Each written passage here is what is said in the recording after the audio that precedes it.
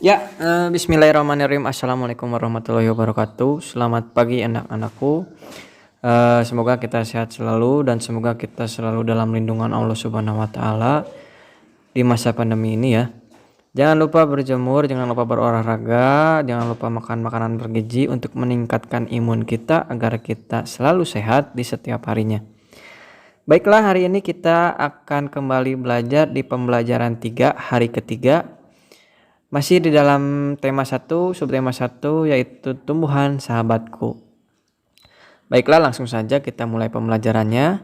Tetapi sebelum belajar, mari kita berdoa dulu menurut kepercayaan masing-masing di dalam hati dan di rumah masing-masing agar pembelajaran kita bisa bermakna, bisa bermanfaat dan kalian bisa mendapatkan ilmu apa yang telah Bapak berikan dari secerca atau dari sedikit dari tayangan video ini. Baiklah, langsung saja kita ke slide pertama. Baiklah, hari ini Bapak akan menjelaskan tentang perkembangbiakan secara vegetatif. Kemarin kalian telah belajar apa itu perkembangbiakan secara generatif. Kalau kemarin perkembangbiakan secara generatif itu adalah perkembangbiakan secara kawin ya pada tumbuhan ya. Kita tentunya pembahasannya pada tumbuhan dulu ya. Baik, Bapak akan menjelaskan sedikit apa itu perkembangbiakan secara vegetatif. Perkembangbiakan secara vegetatif adalah cara berkembang biak suatu makhluk hidup yang terjadi tanpa melalui perkawinan. Makhluk hidup baru tumbuh berasal dari induknya. Jadi kalau generatif itu secara kawin, kalau vegetatif tidak melalui perkawinan. Nah, kira-kira apa saja sih contohnya? Dan Pak, bagaimana makhluk hidup atau tumbuhan bisa berkembang biak tanpa perkawinan? Nah, ini ya, Bapak sudah berikan beberapa contoh dan di buku pun ada ya. Pertama itu nanas. Nanas itu berkembang biak dengan cara vegetatif.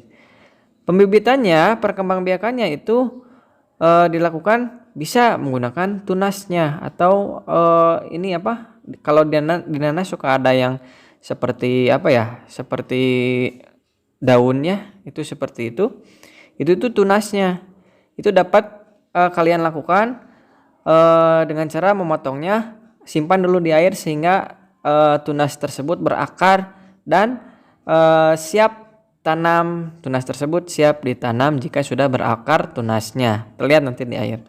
Itu perkembangbiakan vegetatif dengan membibitkan tunasnya. Lalu juga ada bawang merah memiliki bentuk berlapis yang di tengahnya akan tumbuh tunas.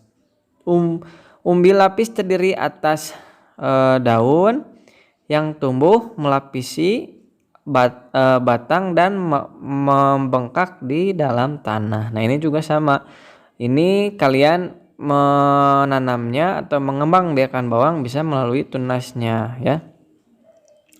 Lalu ada juga pohon pisang. Pohon pisang berkembang biak dengan cara membentuk anak pisangan pohon yang disebut tunas. Ya, di bawah nanti pohon pisang nanti di sekeliling pohon pisang yang tumbuh pasti ada pohon-pohon kecil yang menyerupai pohon pisang, bukan rumput itu ya. Nah, itu adalah tunas dari pohon pisang.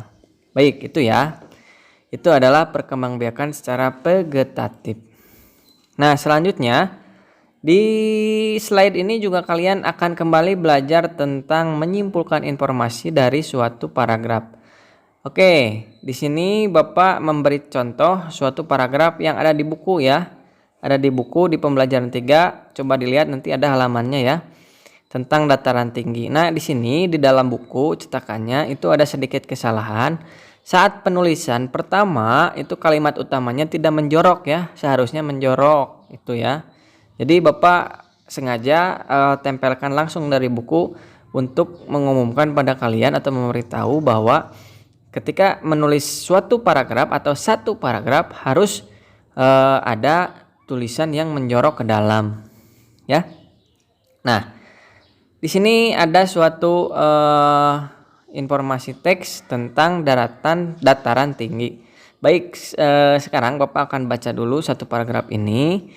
Lalu kira-kira kalian simpulkan apa itu yang mana kalimat utamanya.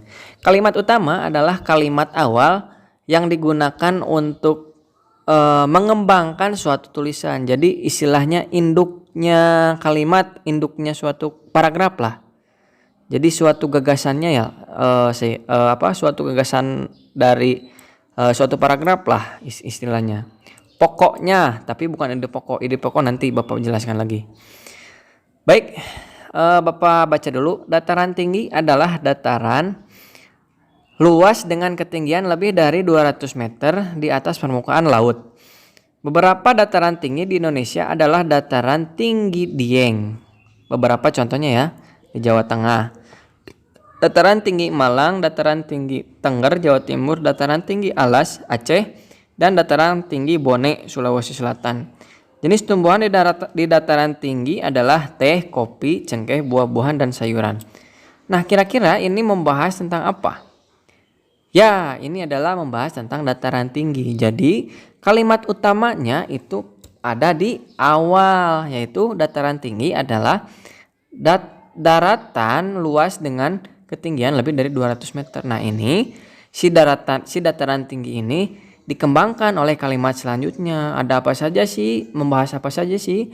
Ini misalkan di dataran tinggi, contoh dataran tinggi misalkan di Indonesia ada dataran tinggi Dieng, ada dataran tinggi Malang, dan sebagainya. Lalu apalagi sih jenis tumbuhan yang tumbuh di dataran tinggi? Nah, itu ya. Itu adalah kalimat utama dari paragraf ini. Lalu ide pokoknya apa sih ide pokok paragraf ini? Tadi kan kalimat utama. Kalimat utama itu dari awal sampai titik. Itu adalah kalimat utama. Tapi kalau ide pokok itu adalah Itu adalah judul paragraf. Dari mana kamu bisa menyimpulkan ini bahwa ini adalah deskripsi? Ini kan ide pokoknya itu deskripsi dataran tinggi. Dari mana ini ide pokoknya itu? Mengapa jawabannya deskripsi dataran tinggi? Karena setelah dibaca ini semua itu mendeskripsikan tentang dataran tinggi dari kalimat utama ini. Seperti tadi seperti dijelaskan tadi bahwa dataran tinggi ini mencakup tentang contoh dataran tingginya, lalu juga ada jenis tumbuhannya. Jadi ini semua membahas atau mendeskripsikan tentang dataran tinggi. Untuk lebih mudahnya mencari ide pokok, kamu pertama tipsnya harus menemukan kalimat utama dulu. Ya, di kalimat utama sudah ada kata dataran tinggi. Tapi apa dataran tinggi ini? Dataran tinggi ini maksudnya dideskripsikan atau mendeskripsikan. Mendeskripsikan itu apa? Menjelaskan. Di sini kan dijelaskan. Dataran tinggi adalah dataran luas. Nah, itu adalah deskripsi. Jadi itu adalah contoh dari ini ya. Contoh dari menyimpulkan informasi ya. Mencari ide pokok dan kalimat utama. Baik, mungkin untuk pembelajaran hari ini itu yang bisa disampaikan. Terima kasih atas perhatiannya. Semoga bisa bermanfaat. Jaga terus kondisinya, juga semangat terus mengerjakan tugasnya karena dengan daring kita mungkin bisa melakukan kegiatan pembelajaran. Baiklah, terima kasih sudah memperhatikan penjelasannya. Terakhir dari Bapak, wassalamualaikum warahmatullahi wabarakatuh.